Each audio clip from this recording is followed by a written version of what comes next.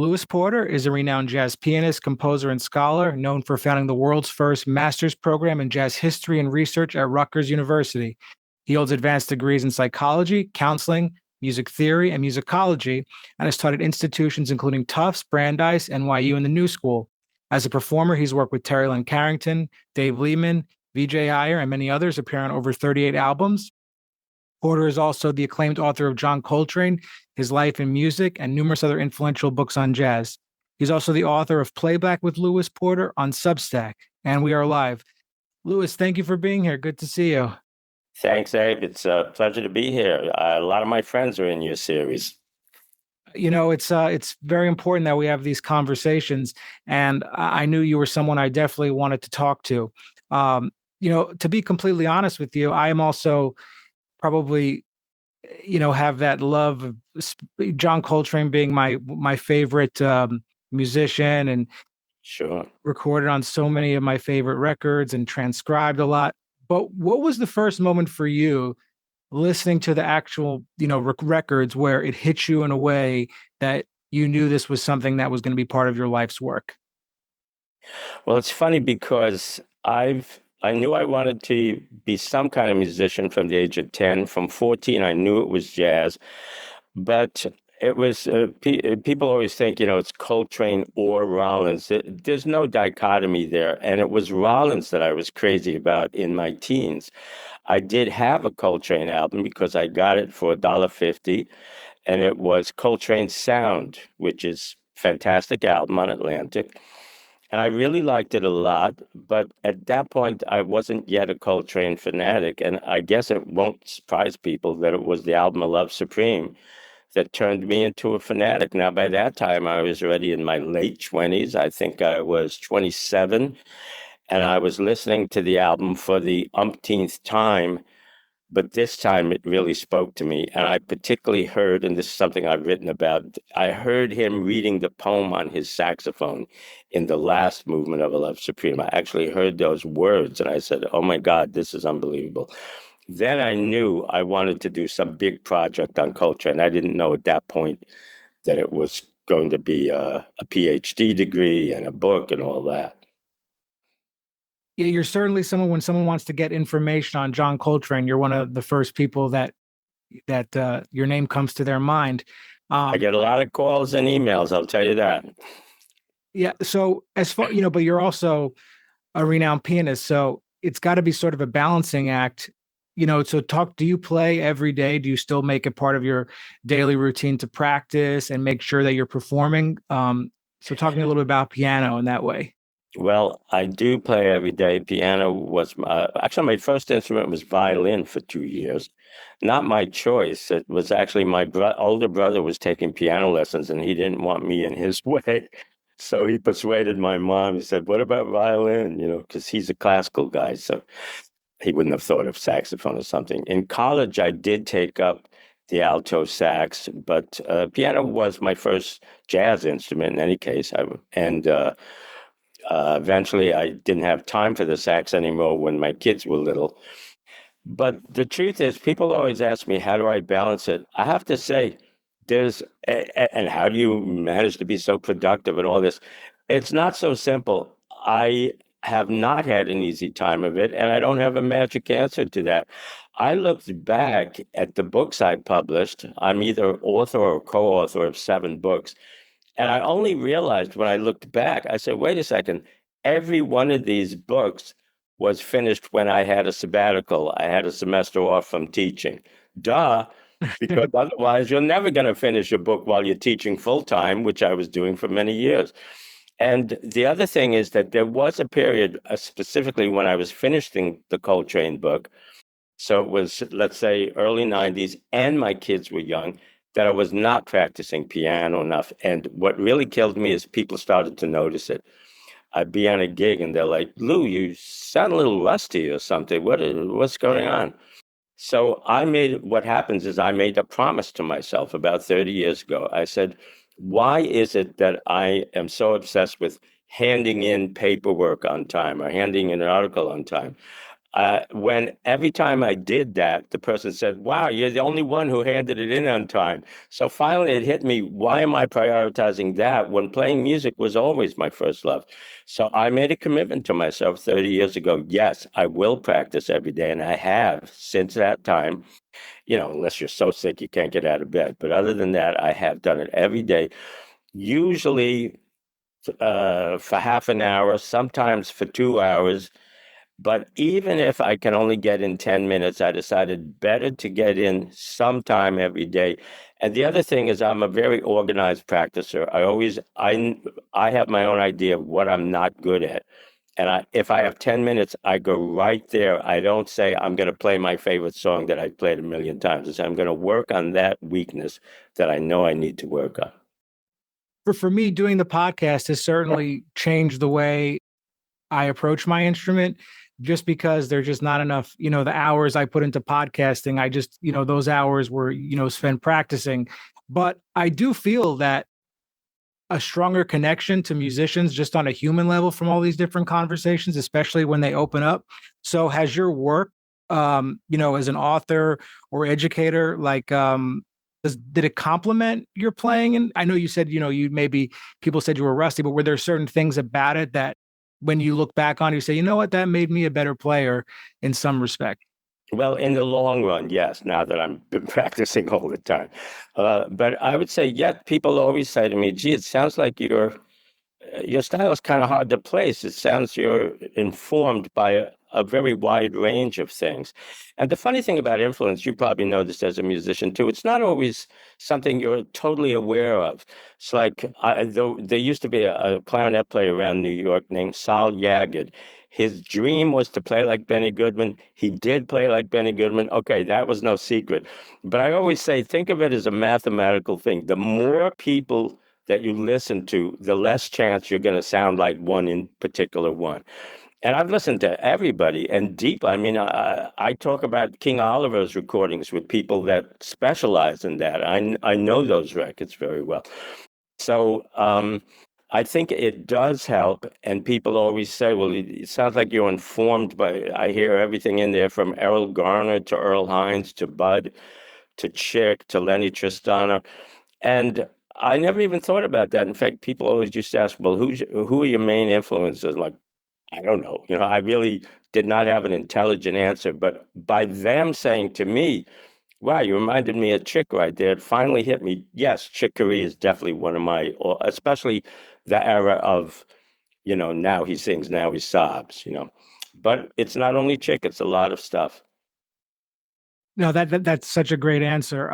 Because I feel as a guitar player, like I love John Scofield, but I also love Pat Martino and Grant Green. You just take from everywhere, and it sounds to me like you're open to all these different subgenres of the music and dichotomies, as you said.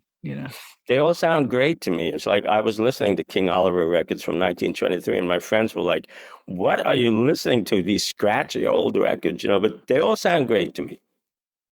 I also wanted to ask you about, the direction of jazz. I don't, you're someone I actually have, this is a very specific question I'd like to ask you based on all of your research. How jazz has evolved over recent decades, mainly since in the 2000s to present. And what do you really see in its future trajectory? I'm going to give you kind of a strange answer to that, but you see Oh, what you think. please. This is something I've thought about. I have my series, Playback with Lewis Porter, and I write about all kinds of things. But one thing I like about having my own series is if I'm not ready to make the case for something, I don't put it out there. But I'm going to make the case for you because this is conversation. Um, it's a funny thing about jazz because it evolved, it evolved, it evolved.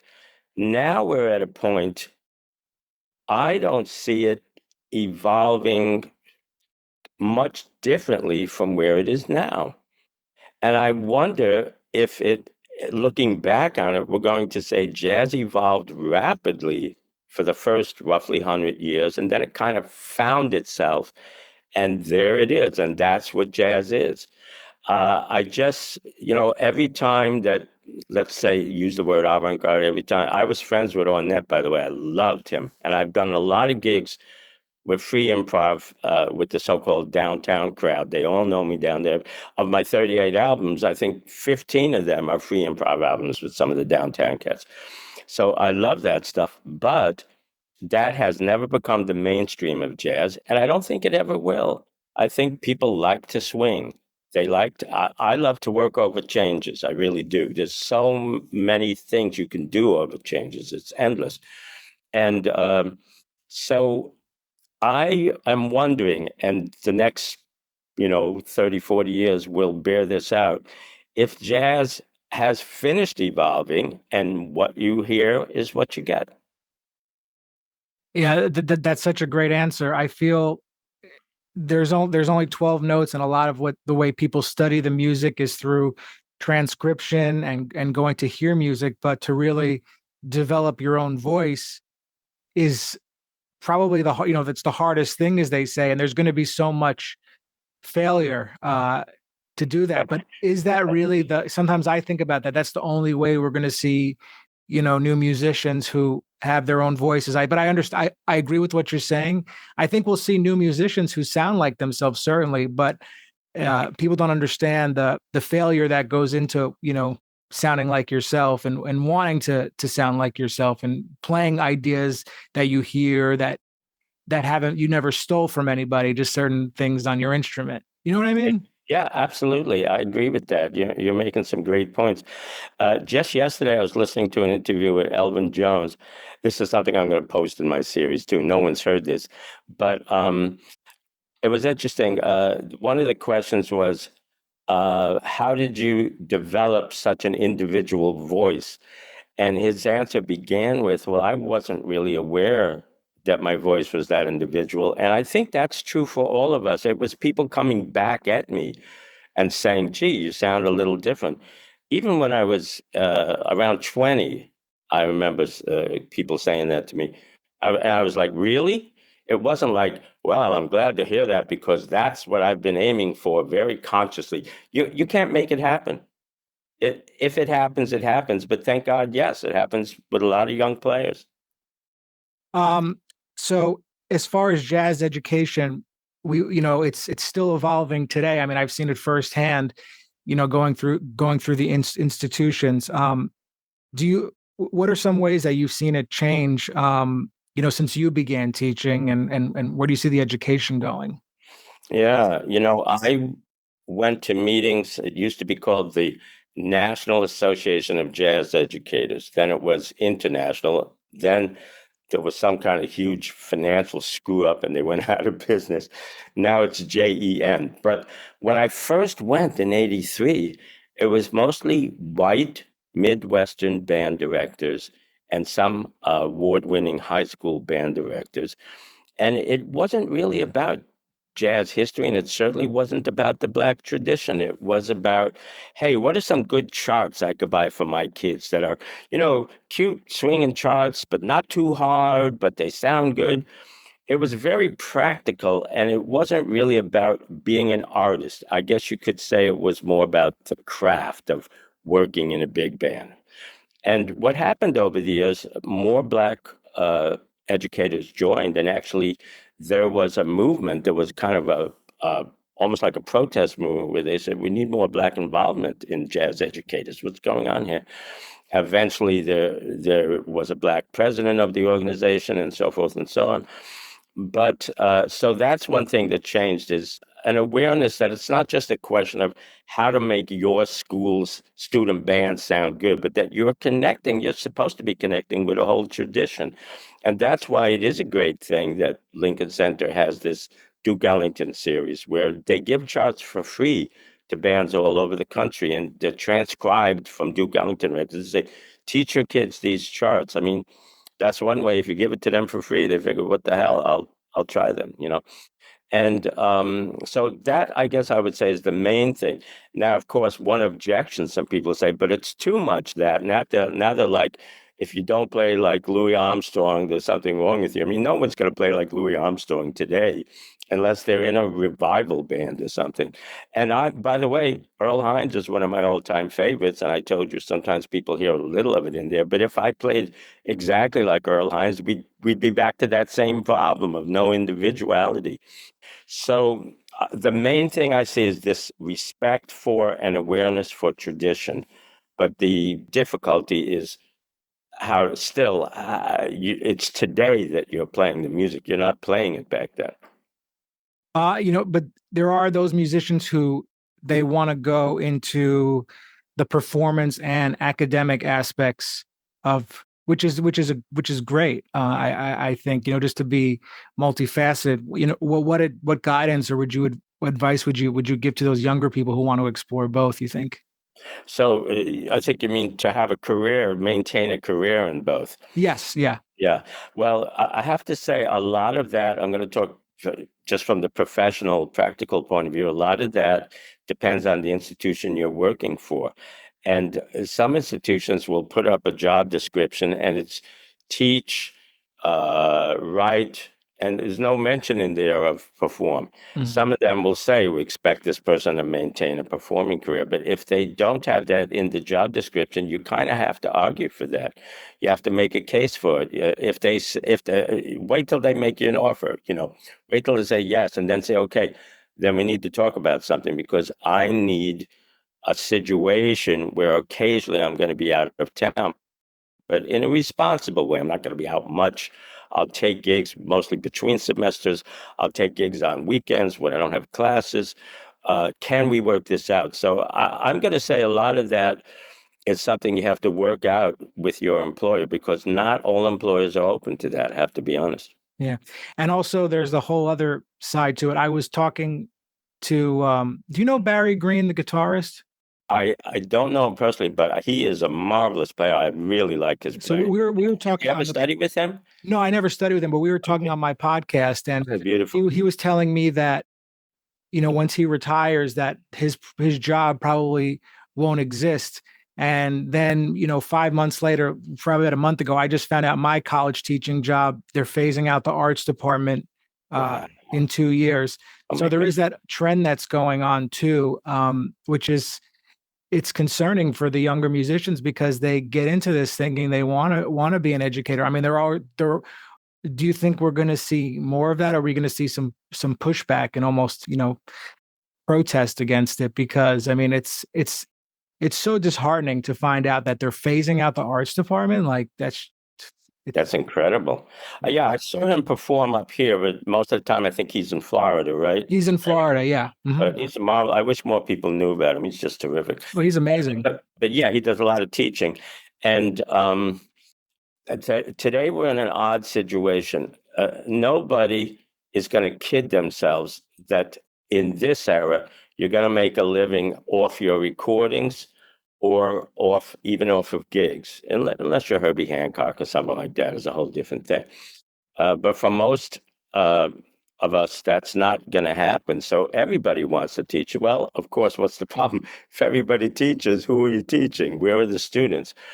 And I can't say that I see the answer to that, except that people have to really be open to alternative careers. As you mentioned, and I appreciate you mentioning, I started the only jazz history program. It was at the master's level. What are my students doing? Some of them are teaching part-time at colleges and gigging. Now that works because then you always have time for gigging. You don't make as much, but that's one solution. Some of them have a very busy private studio practice with students and they're gigging. One got excited about the archivist side of my teaching, the research side, and he became an archivist, get this, for the Metropolitan Opera. Isn't that incredible? So they're surprising. Several of them said, I really want to be in academia full-time. They went on and got their PhDs elsewhere. My program didn't offer, we didn't have the certification or whatever for that. and now they have full-time jobs in academia, but that's not for everybody. I'm going to tell you from experience, a full-time job in academia, once I went in for my annual physical and the nurse was writing things down before the doctor came and she said, "What do you do?" I said, "Music professor." She said, "A professor? Oh, that's a very stressful life." I said, "How did you know that? Most people say, you're so lucky you don't work 9 to 5." She said, "My father was a professor and he was working from the minute he got up till the minute he went to bed 7 days a week." I said, "Now you know what my life is like." Yeah. So it's a tough scene, and I don't know yet what the answer is going to be to that. But unfortunately, in the United States, as you and I both know, if anything is considered expendable, it's always the arts that are expendable. It's crazy. Yeah. I mean, it doesn't make sense to me. Um, just, even in, with kids who want to learn music, people that, their parents worry that they're going to want to be a musician or something, but they don't realize they're accessing parts of the brain that coincide with math and just focusing on your concentration. And then just the like people don't understand how vital it is. I mean, and how it is one of the funnest things you can do. I know a number, I could probably think off the top of my head of a dozen respected jazz performers who have a day job doing something with computers or software. Because you're right, the brain qualities interact. So that's another idea for musicians as an alternative to saying, I need to teach. Yeah, I heard Dave Liebman say in an interview, go for the double major if you're gonna if you want. That's interesting. That's Yeah, like Dave. that's why, and I definitely appreciate that. Just By because. the way, Dave and I worked on his memoir together. It's called What It Is, The Life Story of Dave Liebman, and then it says with Lewis Porter. So we're good friends. Beautiful. I mean that's so fantastic. Let's talk a little bit about playback with Lewis Porter on Substack. If you could, give us sort of the Reader's Digest version about starting it and everything. So what happens in my books, one of the reasons people are interested in my books is I do my own research. I don't just repeat what you've read 100 times. And I'm also the kind of person that someone will say, jazz started in New Orleans and it went up the Mississippi to Chicago. I'm the kind of person that say, well, wait a second. I don't think the Mississippi goes to Chicago. I'm the guy who will always put a kibosh on that, and then I'll think it over and say, well, okay, not entirely true, but the truth is almost always more nuanced than what people say. It doesn't mean sometimes it's totally wrong, but not always. So people who studied with me actually have been saying, all this stuff you showed us in class, you've never published it. And I'm like, you know what? I'm not doing any more books. They said it doesn't have to be a book. The long and short of it is, it was my former graduate students that persuaded me it would be good to start putting my research up in essays. So I put an essay up approximately once a week, sometimes more than one a week, but never longer than a week in between them. And I'm getting a great response. I have every essay gets between 5 and 8,000 international readers, and I have, by the way, huge in Europe. They know me very well. I can't explain why, but they love my work in Europe. And I've toured Europe as a single, where I play with the local rhythm section in the evening and then teach during the day. Oh, that's awesome. Yeah, so they know me over there, and I just post whatever I happen to be working on. So, in fact, let me just look at what I posted recently. I posted an essay about this recent film about the murder of Patrice Lumumba in the Congo. And you might say, well, why am I writing about that? Well, because during that time, Louis Armstrong performed there. And that becomes part of the story. But as I showed in my research, the story that they told in the documentary was false. They didn't tell the truth about what happened. So that's one essay. I posted a new biography of Freddie Webster, legendary trumpeter, where I proved, sometimes I surprise myself. I proved that both the date and the place that they always list for his birth were incorrect. Oh, wow. So everybody's like, I can't believe this. I've posted 9 essays about Coltrane, which is all research since my books came out. I posted 15 on Billie Holiday. People don't even know I'm a Billie Holiday nut since I was 15. I've got research on her that's never been published in any of her books, and it's in those essays. And already I only started this in 2022, September, and already 2 of the essays have won national prizes. So the response is great, and it's free to subscribe. There's an optional paid level, but I don't want to do all this research and people don't get to see it. So I'm not hiding the research. The paid level, you get bonus materials. Oh, But okay. you can always see the complete essay with for free. And so I encourage anyone who's interested in jazz history. You never know what I'm going to put up there. And I find that people are, I put up a printed interview with Lenny Tristano that was never published. And I got comments back from longtime students of his saying, this is unbelievable. This really sounds like him. So you never know what I'm going to put up there. No, Louis, this has been fantastic. Thank you so much for, taking the time to speak with me today. And it was great. I can't thank you enough. Well, listen, it's entirely my pleasure, and I really appreciate you asking me to do it. And I'm sure we'll be running into each other in the future.